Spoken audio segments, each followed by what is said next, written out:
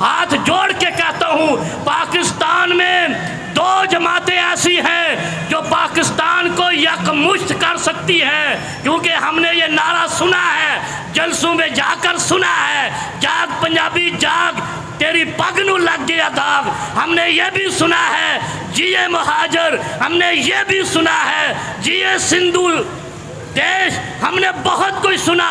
लेकिन एक चीज़ आज वाज़े कर दूं, मैं अमानत समझ के कह रहा हूँ, जनाब हलीम शेख साहब का हुक्म है कि आपने दीन के पैराए में बात करनी है। मैं दीन को अमानत समझ के, कलमा रसूलुल्लाह सल्लल्लाहु अलैहि वसल्लम को अमानत समझ के कहता हूँ, तहरीक इंसाफ ऐसी है जिसने 22 साल में कभी कौमियत का नारा नहीं लगाया, कभी लिसानियत का नारा नहीं लगाया, कभी फिरकावारियत का नारा नहीं लगाया।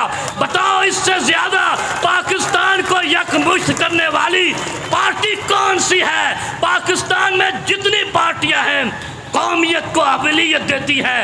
ANP को देख लो, मुस्लिम लीग को देख लो, पीपल्स पार्टी को देख लो, MQM को देख लो, हर एक में कौमियत अव्वल है, PTI में पाकिस्तानियत अव्वल है।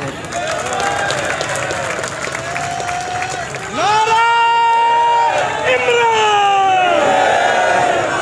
नारा तकबीर, नारा तकबीर,